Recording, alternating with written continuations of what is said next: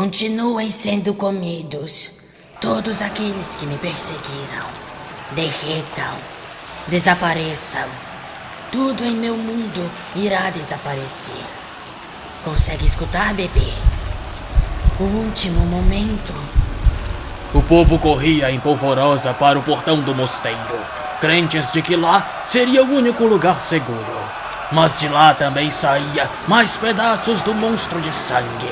Então, eles precisariam dar a volta e entrar pelo outro portão, onde estava Azan e os cavaleiros, ainda enfrentando os homens beatificados. Os soldados diziam que teriam que fazer como o povo, fugir para dentro da torre, mas Azan os diz para não recuarem ainda, para deixarem o máximo de pessoas entrarem primeiro.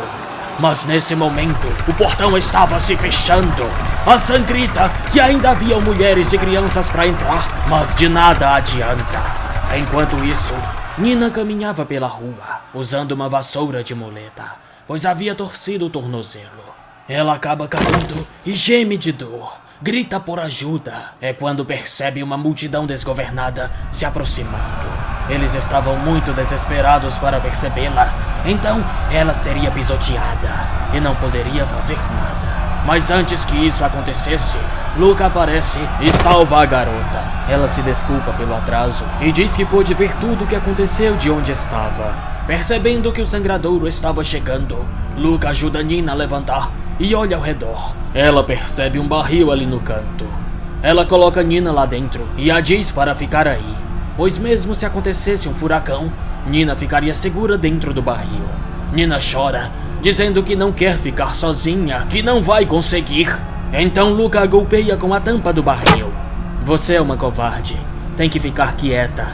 Não se preocupe e não faça nenhum barulho.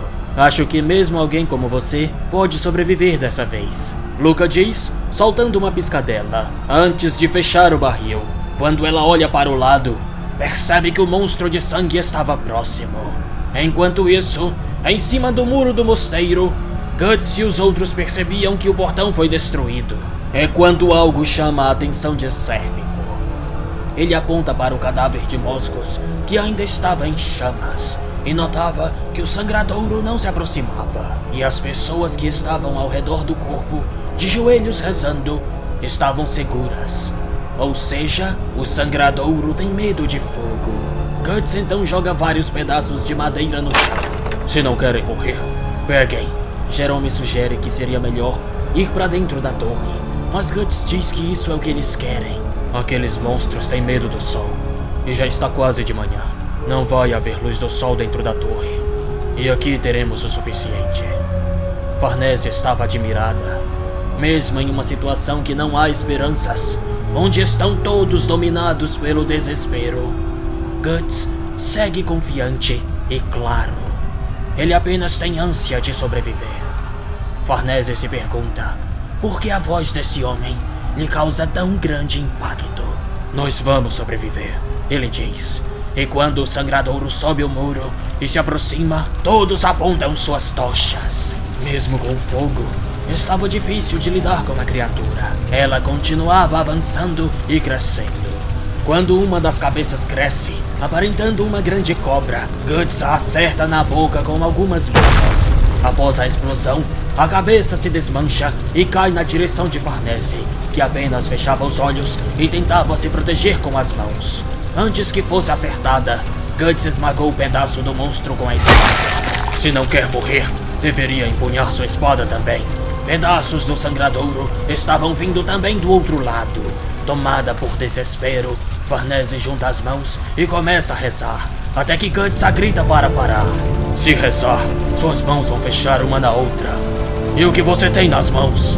Farnese fica em silêncio. Desfaz a posição de oração, aponta a tocha para frente e se junta à luta. Enquanto isso, Nina estava rolando dentro daquele barril, mas estava protegida.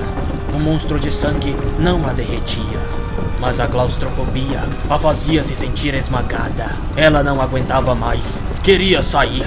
Ela começa a tossir sangue e dizia consigo mesma que não fazia diferença, pois morreria de qualquer forma em breve. Mas logo lembra de Luca e convence a si mesma que não é hora para isso. Tenho que tentar. Senhorita Luca, eu vou tentar. Enquanto isso, na torre, os corpos começavam a voar. O sangradouro só crescia, até que a torre por completa começa a desabar com o crescimento do monstro. Ao ver o formato daquela coisa, Casca gritava. Guts a puxa pra perto para acalmá-la, para impedi-la de ver. A criatura formada por morte destruiu a torre da condenação e formou uma grande mão. Puck estava colapsando com a intensidade dos sentimentos ruins que estava sentindo. Tão intenso. Aqueles que estão vivos, aqueles que estão mortos, todos os espíritos que estão aqui estão gritando por uma única coisa. Eu sinto que todo o meu mundo agora pensa igual. Ele deseja a mesma coisa que eu. Todos clamam, me desejam. Não, o mundo que eu trago. Tudo será cumprido por sua voz. O ovo do mundo perfeito, chorando lágrimas de sangue, fecha os olhos. Puck percebe que os berros dos espíritos que formavam a grande mão de sangue faziam o berrelete que Guts carregava ressoar. Então, em suas marcas, Guts e Casca sentem uma fincada infernal que os faz cair. Essa dor infernal só podia significar uma coisa: Deus. Os espíritos gritantes brilhavam com a luz que aos poucos surgia. O pequeno feto tomava forma. Ele crescia, assim como seus cabelos, que ficavam longos. A luz do sol cegava os olhos do ovo, que mais uma vez os fecha e abre um sorriso genuíno e cheio de paz. A grande mão então começava a desmoronar, o céu caindo sobre a terra, onde as cegas ovelhas se reúnem em torno da coluna de fogo.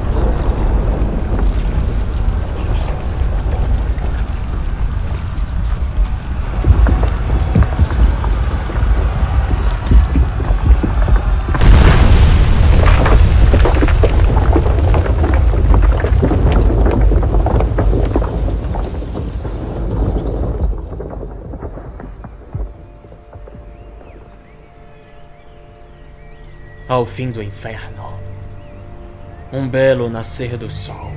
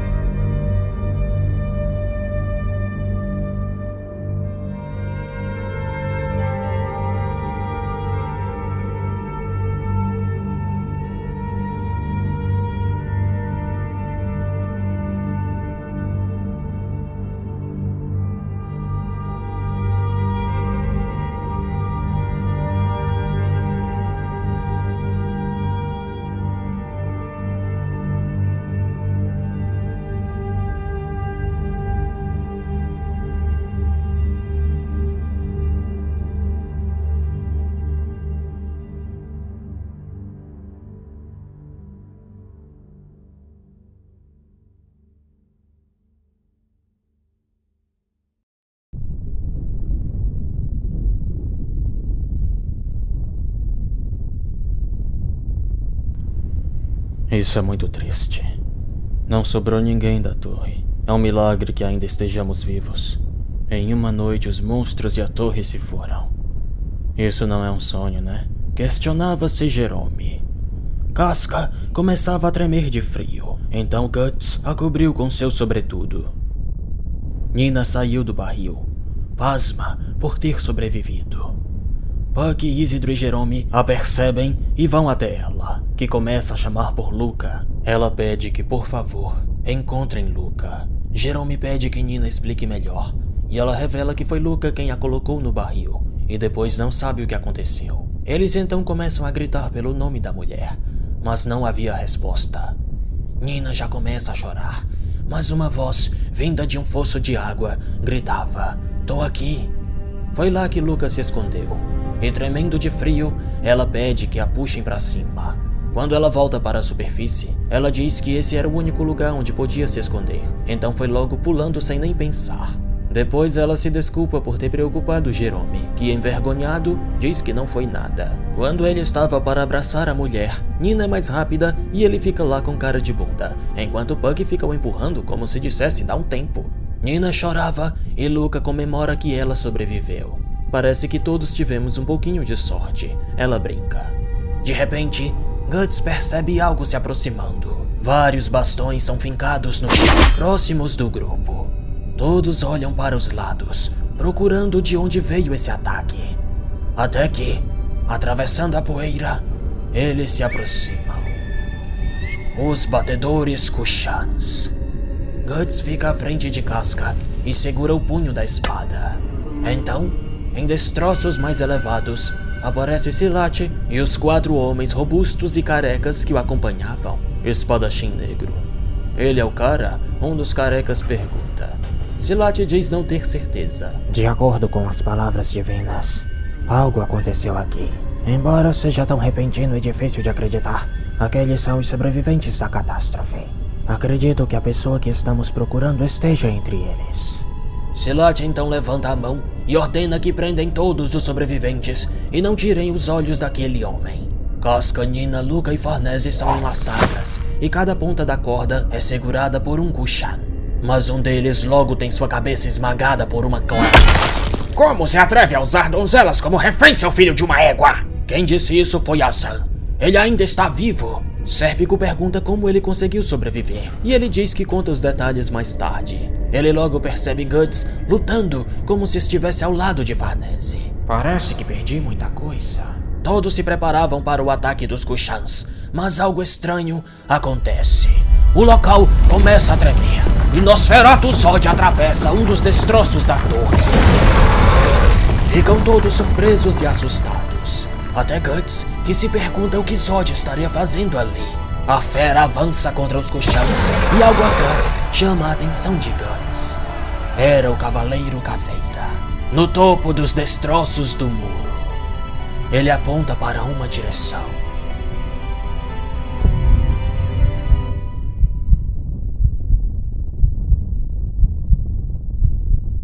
E Guts olha.